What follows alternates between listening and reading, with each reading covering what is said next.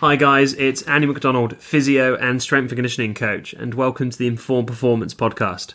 On today's show, we have Cory Schlesinger, the head of strength and conditioning at the Phoenix Suns. Before we get into today's episode, I'd like to announce that we have just launched the Informed Performance education platform. If you go to our website, informedperformance.com, then you'll see that we are releasing webinars and online courses for you to enjoy. We have lined up some world-class practitioners to present and teach our courses, and we'll be kicking off with a two-part webinar from former podcast guest Ian Gatt, who will be teaching the sporting hand and wrist.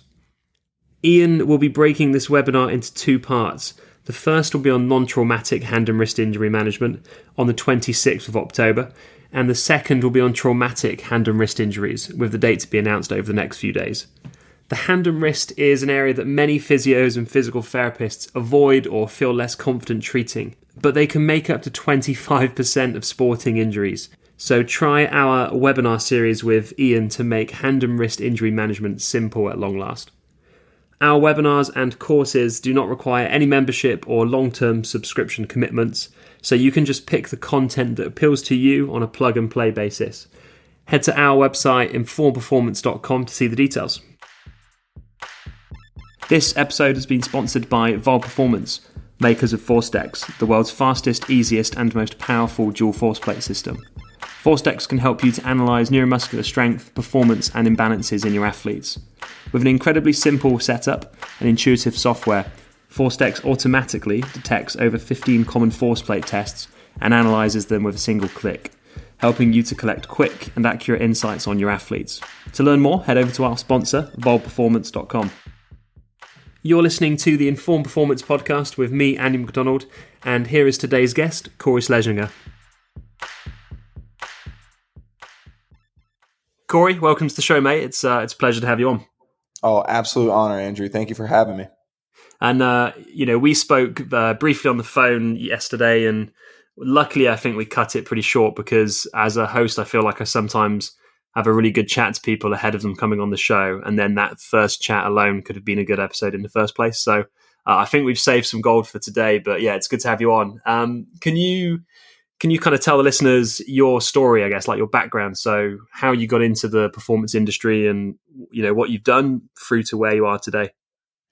Yeah, I started off actually playing college basketball, so that helped. It helped a lot more than I actually thought it would, but keep in mind, I also played the lowest level of college basketball. Like, I call it extra high school basketball, to be honest with you. Like, it was, I was very fortunate to be seen and to be recruited to this small little school in Kentucky. But to be honest with you, that particular school allowed me to do everything that I'm doing today.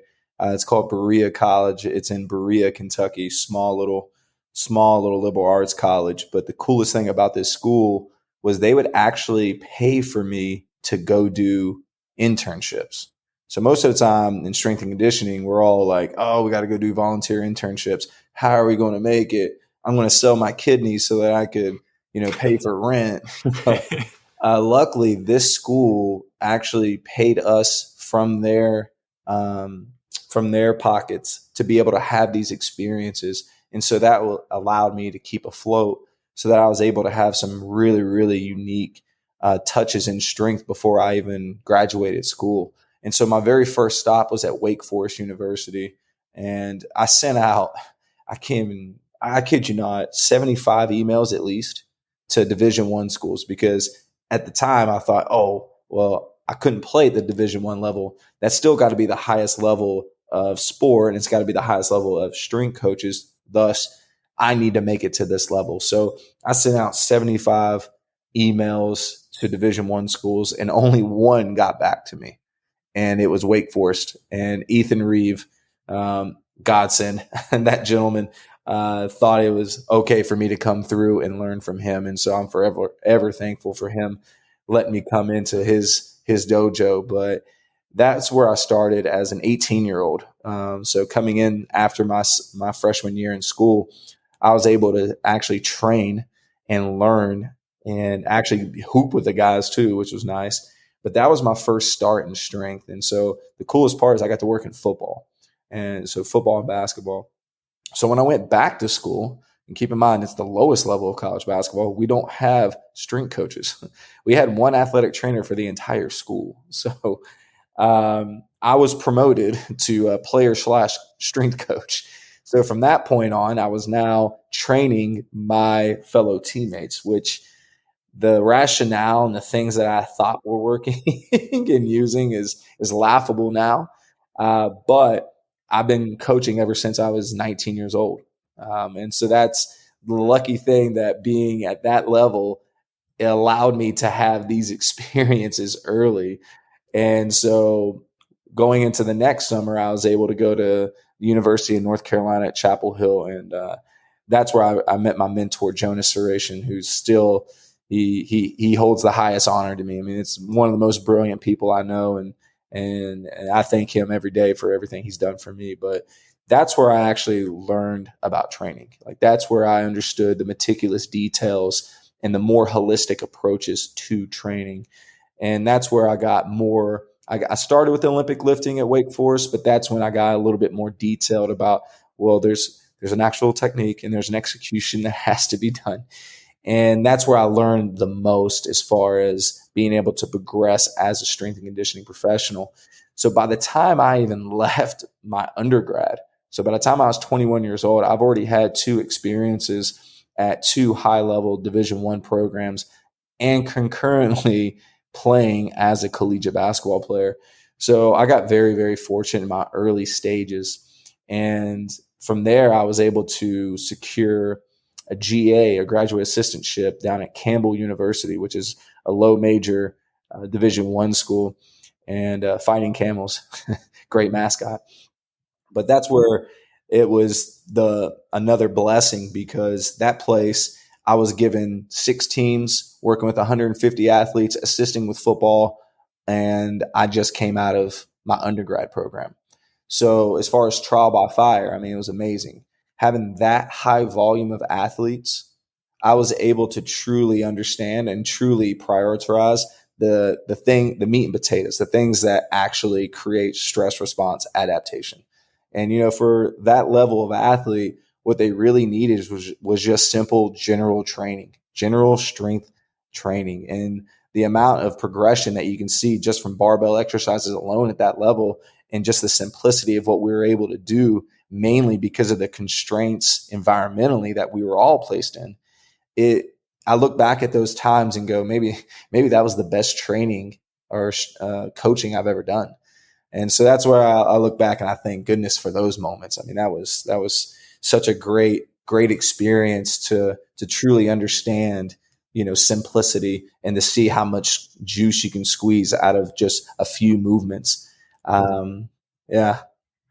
You mentioned, rewinding a little bit there, you mentioned that when you got your kind of like your first proper, if we call it that, S&C experience, you started to appreciate, more holistic details in training.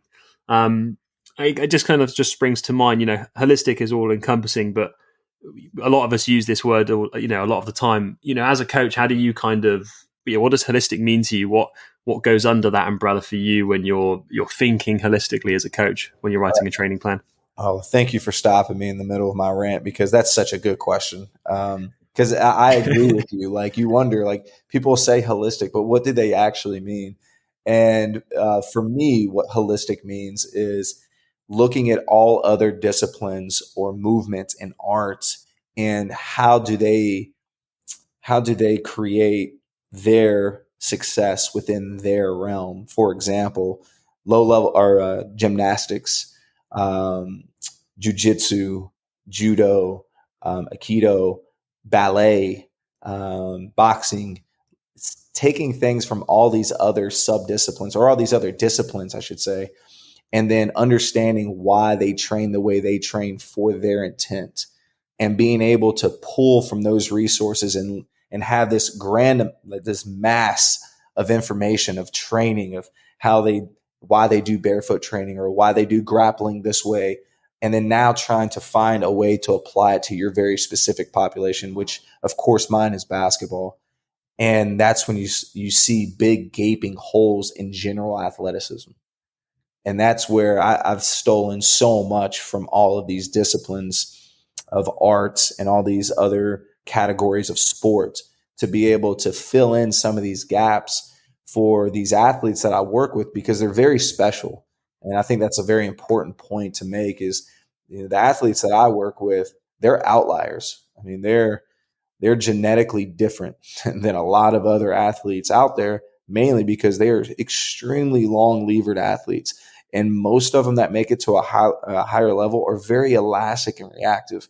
And so basically that's like deer, like they're made up kind of like deers, and they float when they move, especially your really good ones. And so now being able to understand, and that's where some of the arts come in, and that's where some of, and the things that they need, right? Because the environment itself, basketball is played on a hardwood surface. And if you're playing on a hardwood surface, you probably don't want to fall down on it too often. Same as when they were growing up, they played on asphalt or they played on concrete. Not many people are interacting with the ground that much. But in the sport where they're jumping and cutting violently and there's so much contact, especially in the air, some of the best strategies to save them is to actually teach them how to interact with the ground. And that's where it started for me once again, going back to my first experience at Wake Forest University, I was watching the football team warming up and I see the strength coach doing cartwheels and somersaults with 300-pound linemen. And I thought that was pretty curious. I had no idea why they would do something like that. And I go over and ask him, I'm like, so why are they doing cartwheels? Like, are we just goofing off, having a good time? He goes, Cory, no, like they fall, they get hit, their feet go over their head. Don't you think they need to know where they are in space? And it just, at the age of 18, my mind was blown already, thinking about all these other aspects of athleticism that I wouldn't think, because at the time, and what most strength coaches maybe never get away from, is thinking, how does this relate to my sport? How is this sport specific? Well, sometimes they're so specific in their sport that maybe you need to do the exact opposite of their sport. And that's how you bring up their general athleticism for longevity and durability. No, good job, mate. I think I put you on the spot by asking you that question about being holistic, and I think I like that you said about pulling influences from broader sports or broader things, because I think, like, I don't know about you, but having worked in multi-sport, the more different sports you work in or the more influences you have, when you find yourself with a new sport or new athlete or a new movement pattern and quality, I think it's easier to adapt to that new environment or link ideas together quicker when you find yourself in a new space. For sure. I mean, if you think about how most sports are made up of, they're made up of extremes. Like if you think about volleyball, you have the libero, right? She's probably the shortest girl because she's doing the most of the digging. And then your hitters are probably pretty tall and athletic. Well, that's kind of the same in basketball. Your point guard is generally kind of small, and then your forwards and your bigs are kind of big. Same thing in football. Your wide receivers or your DBs and your safeties are pretty small, but they're super agile. And then you have your offensive, defensive linemen that are refrigerators.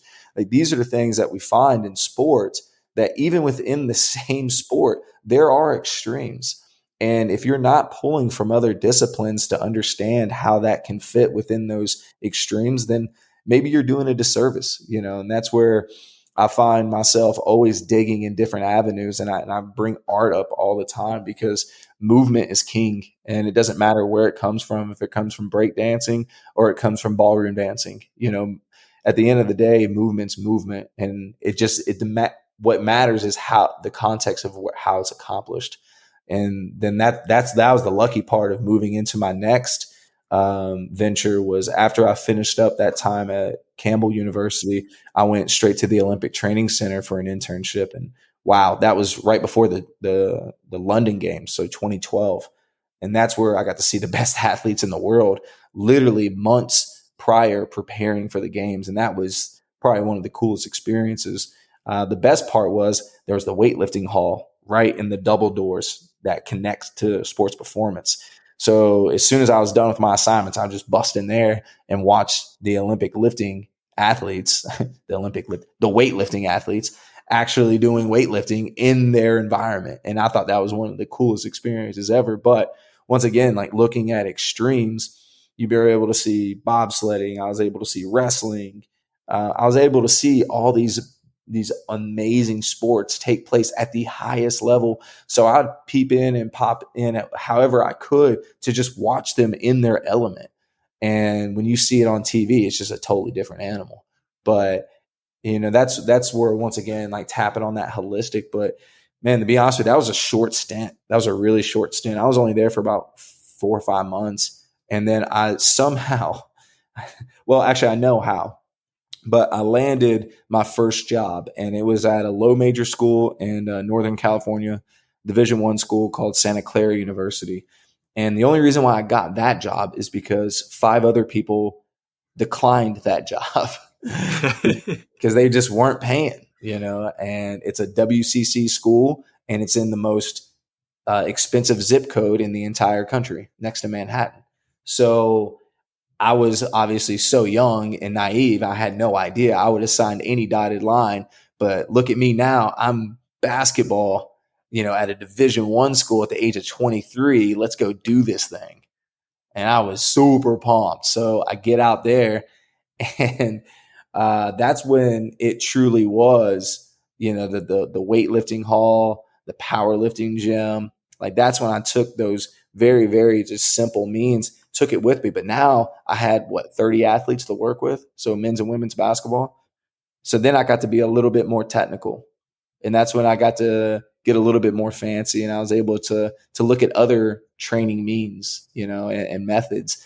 And that's where some strongman stuff came in, and that's where, once again, working with low major college basketball at the time, like they're not the most skill, or they do have skill. They just don't have as much as the Division I schools or the high majors that are getting recruited, your McDonald's All-Americans. But more importantly, they don't have the size. Like that's the reason why they're not recruited, right? They're undersized. They might have had the skill to be comparable, but they just didn't have the size. So at that school, like, yeah, bigger, faster, stronger, like in that environment, that's what won. And that was the interesting thing about Santa Clara, and that I loved. And the best part, I had nothing. I literally was making Craigslist back alley deals to get strength equipment. I had a $5,000 a year budget, $5,000 to buy new equipment, Con Ed, all that. And that was the greatest part about Santa Clara it was back to having nothing, but I was in control of everything. And after it was 2 years there, I went to the University of Alabama, Birmingham. And man, that was, if I was looking back, like some of the most fun times of my life, UAB was definitely it. But that's where I got some real freaky athletes for the first time, like of my own.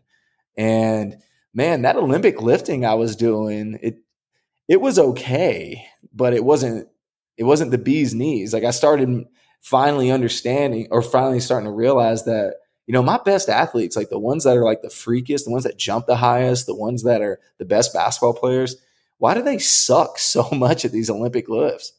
Like I'm like square peg in a round hole them to death with snatch complexes and clean complexes. And don't get me wrong, they got pretty comparable at it. But the problem is we'd hit like, 185 pounds on X exercise.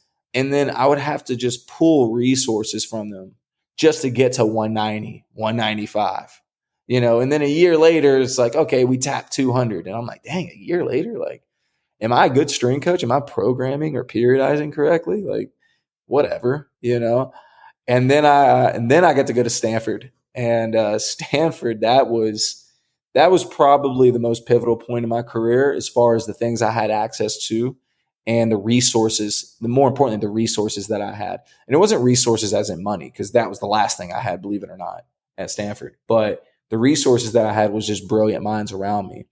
And for that example, like going into like an actual like equipment that I had, I finally got introduced to force plates. And this whole time I'm like training the guys for the first 6 to 7 months, and they're super competent human beings. I mean, obviously they're at Stanford for a reason, right? They know how to jump through hoops, and they know how to listen. They know how to execute. So I was able to advance my super advanced Olympic lifting with them in 6 months. And the problem was we got up to those numbers pretty fast, but then they staled just like they did at UAB. And I was like, man, why am I going to have to like, man, we're really going to have to work up to these singles for me to even like get that kind of response. And then I finally get them jumping on force plates, and I'm like, jump height's really not changing that much. I'm like, eccentric RFD, that's not changing that much either. Concentric impulse, eh. And then I started realizing, I'm like, oh my God, these Olympic lifts, like after probably the first few progressions and then first jumps in load, they're not putting force into the ground anymore. They're actually just manipulating themselves around the bar to execute the task that I'm asking them to do. They're becoming efficient. And I'm like, oh my God, I've done this wrong for so many years. And I look back, and so I had to have some deep thought, and I had some external help. And I started thinking deeply, like, how am I going to be able to train these guys to be able to put force into the ground? And so obviously, your med ball throws, your plyometrics, but the problem with, plyometrics, especially with basketball players, is they already do a ton of that already. So why am I going to make them do more? I'm going to put them at risk. So what I needed was like more load, but I needed it in a more controlled means without beating up their joints. And so I was thinking, well, I walked into the weight room one day, and I saw this, I finally got these nice trap bars in. And I'm like, well, there's got to be something else you can do with these things other than row them, hinge them, And so then I started playing around with these trap bar variations. And that's where I had another like aha moment, like, oh, I can do Olympic lifts. I'm just going to do them with a trap bar. And so, 7, years ago, I'm doing all these trap bar variations that become popular on Instagram. That's all these trap bar clean pulls, all these trap bar cleans, these drop jumps, all these things I'm doing with trap bars. And all of a sudden, those force plate numbers change pretty damn fast. And I'm sitting there like, bro, I care about load because I'm a meathead. So I had guys at like 80 kilos cleaning to now all of a sudden within a week or two, I have them with 120 kilos trap bar clean pulling the same velocities that they were attempting to clean with lighter weight. And so that's when that was probably one of my biggest aha moments was, man, the Olympic lifts. Don't get me wrong. I still love doing them to this day. I think there's a lot of great benefits to them from a coordination and all that aspect. But as it directly relates to sport, and if I'm trying to prepare athletes for sport, it's probably not the best means and with the most efficient use of my time. Yeah, it's a mean of its own, isn't it? I think in the end. When you do those movements. When did you go? Because you're at the Suns now. When did you go? When did you go pro? If we call it that. Yeah. Went pro. Got drafted. That was so. I spent 3 years at Stanford at that point. That was my first year at Stanford, and I finally came to that conclusion. And then 2 more years down the road. So 3 years I was at Stanford, and then so now that puts us at 2 years ago, I'm going into my 3rd season now with the Suns. Nice. So, you've worked in college sport, and you now obviously work in elite professional sport at the Suns. And a big theme of what I want to talk to you about today is kind of going through your coaching career journey. And obviously you've given us some nuggets there about it, but I just want to know kind of what have been some big methods, beliefs, or tools that you've used and applied initially. Those aha moments, things that you put a lot of stock in at the time, but then as you progress, you maybe get this broader perspective where you've changed your mind potentially. So, for this episode, as something a bit different, let's go through this kind of narrative from your early coaching days through to your pro days, and what have been these kind of beliefs, ideas, or methods that have changed? And obviously you touched upon a few then, but, what kind of training things have been, really bold, absolute, I'm going to do this is great. And then you kind of zoom out and go, actually, this is where it goes into perspective. Oh man, I got multiple categories for this one. I'll start with something a little bit different than what we were briefly talking about. I was super anti-sport specific early in my career, because I'm like, the sport itself is specific enough, right? And then obviously it's environment based, right? In NCAA, I was allowed 6 hours a week to work with athletes. So the last thing I'm going to worry about is more specific work with them. I need it, and their week is piss anyway. So I just got to get them generally strong. generally do some good sprinting with them, some jumping, and then they'll be fine. And that did work to a certain degree. But that's the thing that I think evolved the most is, working with higher level athletes and working with athletes that are like very, very good at what they do. The more and more I realize they're super finely tuned, just like an Indy car. Like when I had most of my college athletes, they're Honda Civics. Like, I put some gas in them and, maybe I put a cute little spoiler on them and it's still a Honda Civic, right? And I could do almost anything with them and they'll still be a Honda Civic the next day. They'll still take me to work, right? Back and forth. But when you get these like super like rare athletes, like the ones that are just, wow, just gifted, then you start going, oh no, like those means can mess them up. And it's almost like subtraction. And so that's where I go, well, maybe general preparation is not what they need as much of. What they really need is very specific things. And that's where I love a lot of the positional isometrics. And that's something that I've changed in my philosophy that I did in college. But once again, there's an age thing there too, right? Like when they're young, they're plastic. You can do anything you want with them. Stress response adaptation. They can concurrently get better at sport as well. But in the pros, of obviously with the amount of competition, the older the athlete is, I have to be very specific with what I do with them. So then a lot of the stuff actually complements what they do and what they're special at. And then as their recovery, what I really do is that's when I give them the things that they're not so good at. So just their very general athletic, like crawling patterns and climbing and things that are just to make you a good human. But that's the thing that I would say is probably one of the biggest aha moments was, the difference between college and athletics or professional sports is, I'm a lot more sport specific than I used to be. I think within that, one of the things that springs to mind is, we can talk about like an athlete's training age. But I don't think that an athlete's training age runs on like a calendar year. I think it can change pace for different athletes. And I think some athletes progress through their training blocks and their training age quicker than others, depend on their coordination or depending on their genetics. And, you raised a couple of times today, like the difference having like, a freak athlete makes to how quickly they progress with loads or, I think training age we speak about, but we don't credit like the speed that someone can transition through different training ages it can be different. For sure. I mean, the thing that I saw in college the most was my guys that were great. As soon as they came in, they peaked early. They were more mature, like they were more physically mature as freshmen.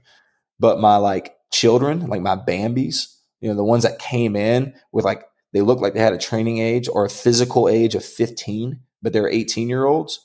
Those were the ones that I was scared of the most because those are the ones that I knew had like great potential, that I had to be very, very specific with what I did with them because, they were special coming in and they were special for their athletic qualities.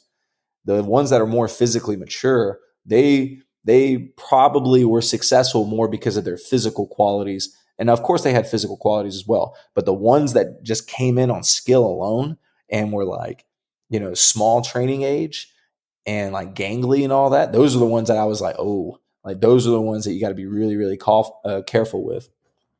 Yeah.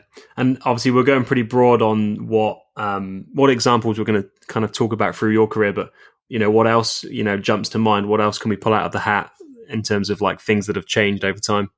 Yeah, the aha moments. I mean, obviously the Olympic weightlifting that kind of went to the birds. Machines, woo, ground based.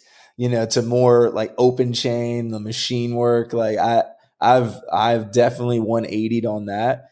Now I love bodybuilding. I mean, that's what I originally got into strength training for to begin with, is because for some reason at the height of 5'10" and the genetics of a bird, I thought I was going to be able to look awesome and get into the bodybuilding world. So I became obsessed with machines for my own training as a kid, right? Or when I first started off in training. And then concurrently, that's when I was introduced to sport performance. So that's when I was, hitting my cleans, I'm hitting my snatches, I'm hitting my jerks, right? And then I'm coaching those things. But behind closed doors, I was going to the fitness center and I was hammering on machines like you wouldn't believe, right? Because I wanted this aesthetic. I wanted to look this certain way. And so what I ended up doing throughout the years was, because of injuries and because of, my own ego, I was trying to look a certain way. So I got rid of the things that made me athletic and I added more of the things that just made me bulky. And so I truly trained myself out of athleticism. And I look back on that now, I'm like, that was number one, my biggest mistake. But now, how does machines go in with athletes? Earlier, my low major guys, mid major to high major, I would use machines as like accessory work at the end, right? Or if we're using a leg press, we'll use it as like the end of a session and, you're hitting high volume. Now, the way I use it in professional sports is I use it that as the major means of getting them the highest amount of force, or the highest amount of load, I should say, because that is the safest way of getting my athletes who play a ton of basketball, who their number one concern is just tissue quality. It's not learning how to train. It's being able to give them a vessel of load in the safest means methods that I possibly can, which that's where machines make a lot of sense. And so that's where I started using a lot more machines, especially with my higher end athletes in season, mainly because I'm not stealing their resources from, a neural standpoint. I'm actually just trying to get them load. So I would say machines is a big one that I've flipped 180 on as well. Yeah, I think like I'm similar to you, and I think I look at machines more so now as a place to get maybe, this kind of targeted tissue adaptation or targeted load effects. And then I see the kind of the barbell, the plyometric, or the med ball maybe as a place to express force and movement and use those kind of upgraded anatomical parts that you've worked on the machines. Exactly. And once again, it's professional sports. So how much more athleticism am I giving the best athletes in the world? Yeah. I'm giving them more targeted tissue work so they can keep doing what they do that's so special, right? And then in college, it's the exact opposite. College, like, no, you gotta get good. And the best part about that, and this is where college strength coaches, I'm just gonna go ahead and call you out right now. It doesn't matter what you do, they're gonna get bigger, faster, stronger because they're so plastic. Trust me, I know. I did everything. So like I did Olympic lifting to powerlifting to bodybuilding, and a mixture of all that together. Like it all works. It's just to what degree does that work? Yeah, and obviously, amongst the two examples we've got so far, we've got this I guess training specificity comes under programming as an example, and then we've got kind of like equipment usage with machines. Testing is obviously a big thing these days. Is there things in the testing space or the monitoring space that's changed for you over time? Because that's somewhere that gets a lot of attention these days. For sure. Yeah, I'll go with some stories that tell you about how testing has worked and not worked for me. Does that work? Yeah, no, completely. All right. So my first few months at Stanford, I didn't have force plates. We were just hearing that we were acquiring them, right? But unfortunately, at that time, I had an athlete who's having reoccurring ankle injuries, right? And in the college world, it's pretty simple, right? You have sports medicine, who probably runs, your return to play, and then sports performance, once they're ready for that, then they can return. Well, the problem was, like, we were in season, things were happening too fast. We didn't have a proper objective measure to say, is this guy ready from elastic standpoint? Like, is his elastic qualities back so that he can actually go out there and do some stuff? And so what I did was I took, those like industrial weight scales. Yeah. So I used that and I rigged it up underneath a rack.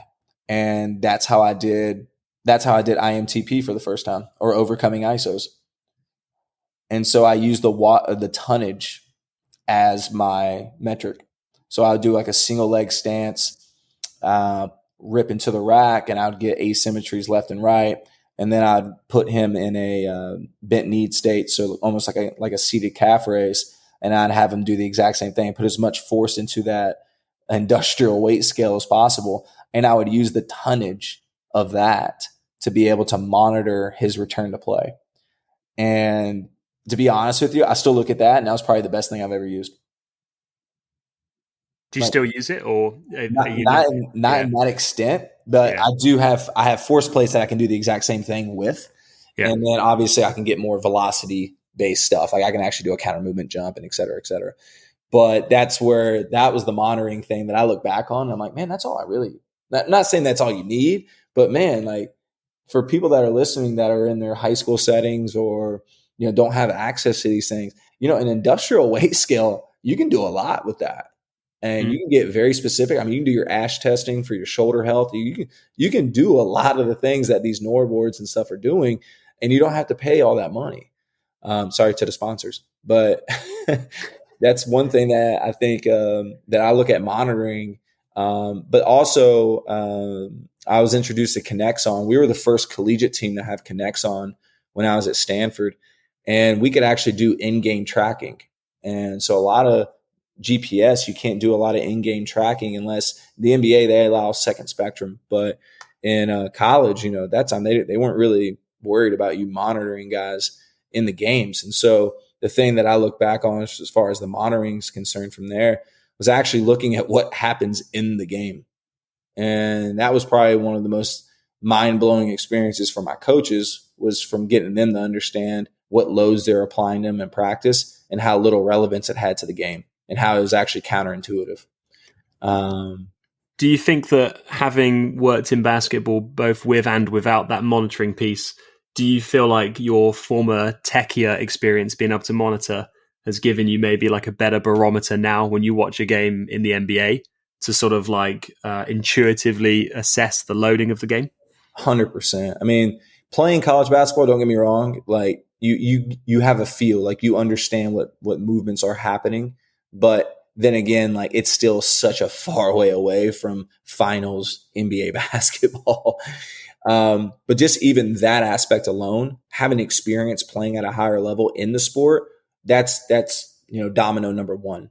Domino number two is being able to do it, to try to monitor without any tech, and to be able to use common sense and being able to be a good human and to understand, like, if your guys are fatigued, why are they fatigued?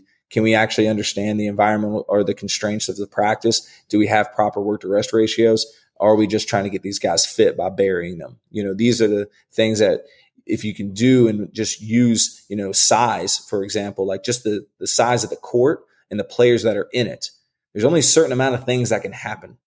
For example, if I'm playing 5-on-5 in a quarter court scenario, well, there's not so much movement that can happen because there's not enough space and there's too many athletes in that space. So I don't have to worry about high forces, right? I don't have to worry about high plyometric actions, right? Or reactive forces. The only thing I really have to worry about is contacts. So then if you open it up and now we're playing a one-on-one in the full court, well, man, they got all the opportunity in the world to hit high speeds. So now I truly understand that, wow, like they're able to create a lot of force. They're going to be able to, they're probably going to be hurting tomorrow, right? I'm probably really taxing them playing one-on-one full court. Now just taking those two extreme examples and being able to extrapolate all the drills that you're running in practice and just base it off space that you're playing it in and the amount of athletes that are in it, and if it's live or not live, you can probably do some pretty damn good monitoring with just those aspects alone. And one of my cheat sheets that I loved at Stanford, and once again, this might be just like, monitoring for dummies or monitoring for the poor, is basically, and that's probably the worst way to put it, but No, I like that. monitoring for the poor, I love it. Was what I would do is based off of those parameters alone or those variables alone, I would go down the drill sheet or I would go down the practice plan and I would give it a number, 4 being the highest, 1 being the lowest. And then all I would do is multiply that number by the time that we were actually in that drill. And then I would accumulate that number at the end of practice. And that was my practice load. And looking at the Kinexon data, it was damn on. It was on. It was impressively on. And I'm like, wow, I didn't need this GPS system to make that happen. So obviously you've, over the span of your career, collegiate and pro, you've worked with lots of different sports, and you now work in a sport where the training schedule and therefore the kind of timing of how much work you can do and when you do it is affected. And we just had Daniel Bove on, your good friend, who spoke a little bit about that and in the terms of training on game day.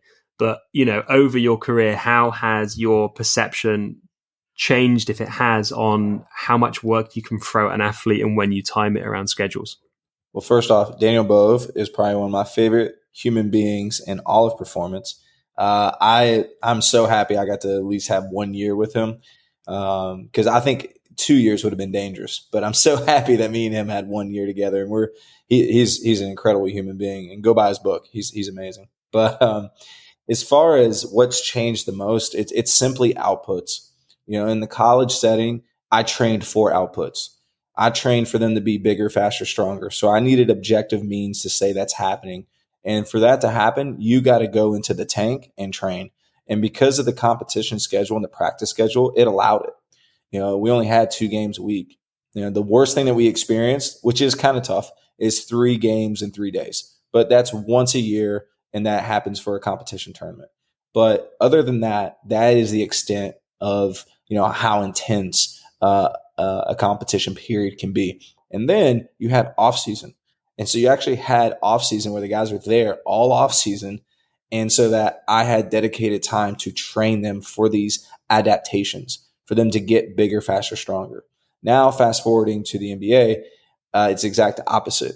We have more competitions than practice, and our competition season is so long, and our off season is so short. And so, brilliance to Bove, and I'm just going to echo what he says, you have to train on game day.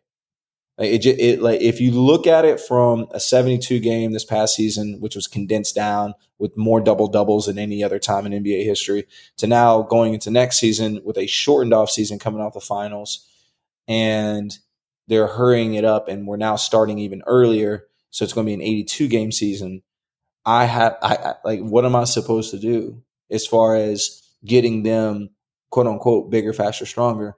So it doesn't really come down to that. What it comes down to is their ability to play the game truly, their ability to play and be able to repeat their efforts. Now, as much as I want to get guys awesome, as much as I want them looking, bigger, faster, stronger and feeling better, the reality is it's probably not going to happen. The reality is I got to find, and this is the most beautiful part about being in professional sports in this particular environment, is we are truly trying to chase down the holy grail of minimal effective dosage. Now, is anyone close? Doubt it.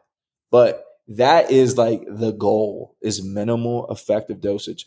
In college, mine was like, they're plastic, they're young. I can give them the world and they'll be back tomorrow and we'll just do the same thing. And so that was the greatest thing about those athletes.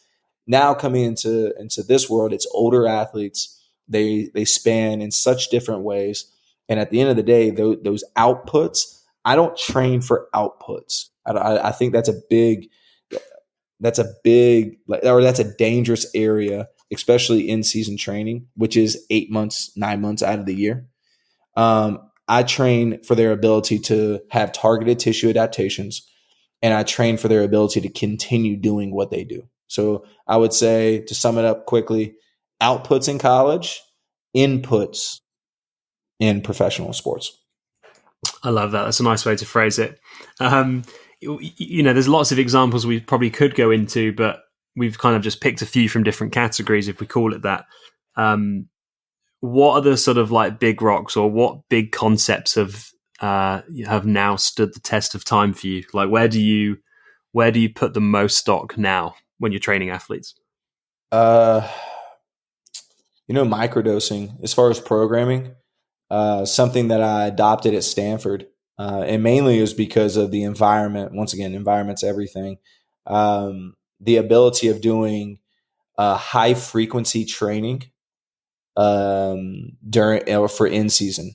And most of the time you hear like, oh, we're in season training, we're doing it, we're going to lift 1 to 2 times a week. And it's like, I take the exact opposite approach.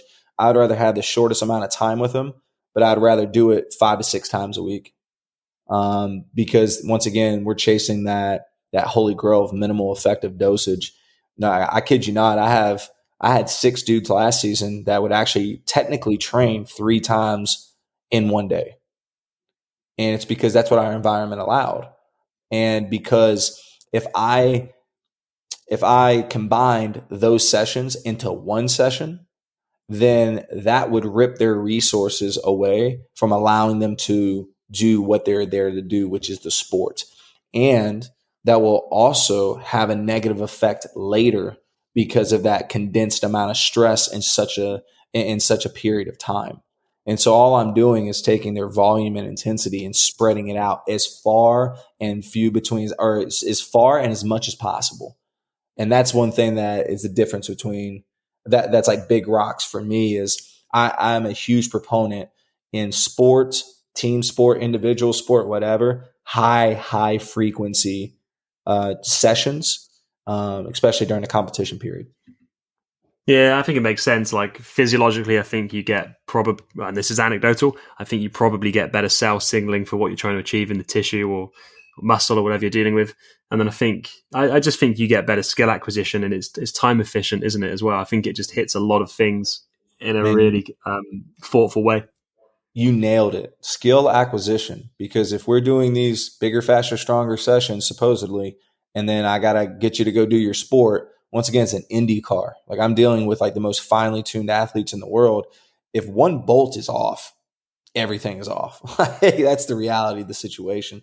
In college, it's different. Like everything's just still gross motor patterns, in my opinion, and then they're so plastic, like they're so like young, they're able to handle those large amounts of stress. And with that, my last off season leaving Stanford, like we trained 5 to 6 times a day or 5 to 6 times a week in season at Stanford. And of course we trained on game day. In the off season, we only trained 3 times a week. And that's when usually everybody trains 4 to 5 times a week. But what we did is we had almost like 2-hour long sessions though. And it's because I wanted that inflammation. You needed that recovery because that's how it's high volume and high intensity. And so what the off season looked like was the exact opposite. At the beginning of this episode, I put you on the spot, and I want to go full circle and put you on the spot to finish up. Do it. If you don't mind. What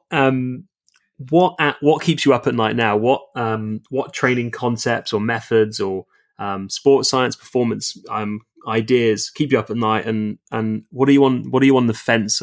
What are you sat on the fence for at the moment? What are you trying to make your mind up on? Okay. So this is my favorite. I love talking theory because I am everyone else that I know especially in the sports science is so like black and white and objective. And me, I'm like, let's just float in the gray and we'll figure it out from there. For me, I have a strong interest in these very, very sport specific isometrics. Like I'm really curious about horizontal vector isometrics.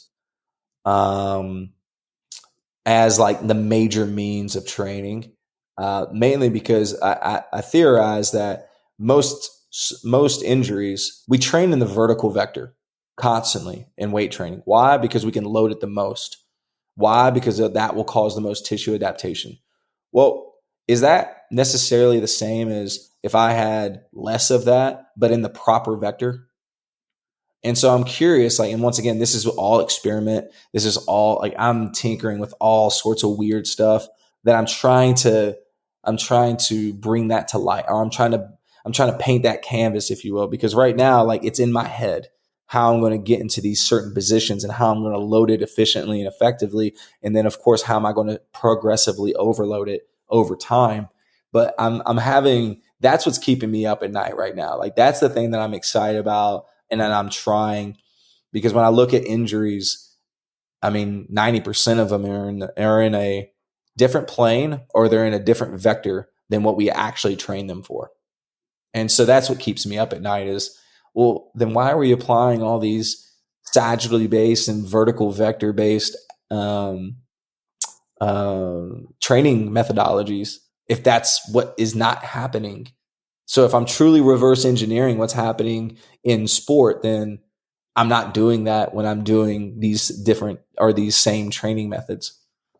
Yeah, and I think we touched upon this on the first time we spoke, didn't we? About you can take a basketball player who's got clearly a great ability to jump off of 1 foot and dunk, versus sometimes a really poor CMJ, and there's lots that can skew that, but there's not a perfect relationship always.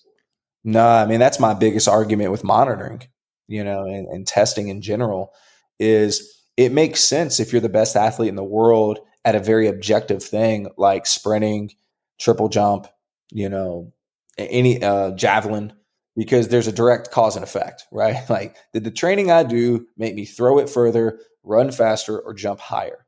Because they're the most skilled athletes in the world at doing that one thing. We work in team sports where there's a high degree of variability of how you obtain success. I mean, the best shooters in the world are not the best jumpers in the world, right?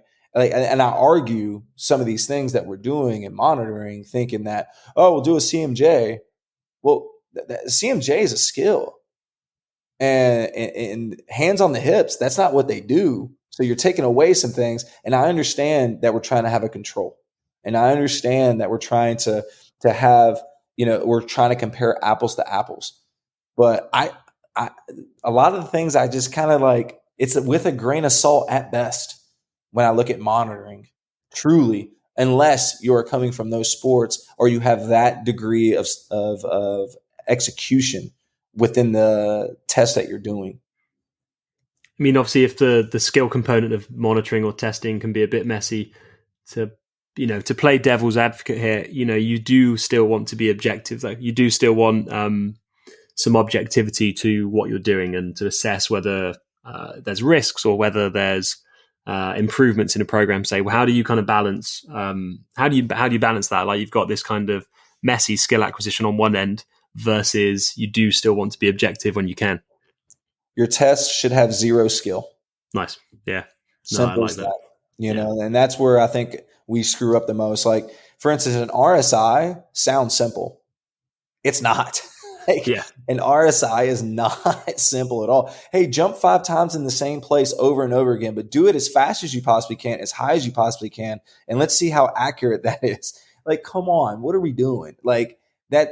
I'm sorry, unless you do that daily, then I'm like, okay, you've now accrued enough time within that skill to where you can see changes over time. But if you're doing it once every 3 or 4 weeks, then that's crap, in my opinion. And so, yeah, and then that's the other part, is it has to be often. Whatever you're testing, you do it often, because then at that point, it's not enough. I'm aware of time, and I know you're a busy man, but where's like the best place for people to find you? I know you're active on Instagram, but can you tell everyone where's the best place to track you down online? Yeah, Instagram is probably the best, at @Schles_Strength, SCHLES strength. Once again, SCHLES strength. I'm not as active as I used to be, but I'm trying to get back there. It's just it's tough, man. It's tough. No, brilliant. And mate, I thank you for coming on. I've really, really enjoyed the conversation with you off air and on air. So yeah, thanks for coming on, mate. It's good to chat to you again. No, absolutely. Thank you so much. Big thanks to Cory for coming on today's show. Love talking shop with him and kicking around what changed over his coaching career so far. As I said before the episode, head over to informperformance.com to check out our new education platform. We'll gradually be releasing more and more educational material to help you manage athletes more effectively across physio, S&C, and sports science. That's it for today's episode. Catch us next time for more performance and sports medicine insights.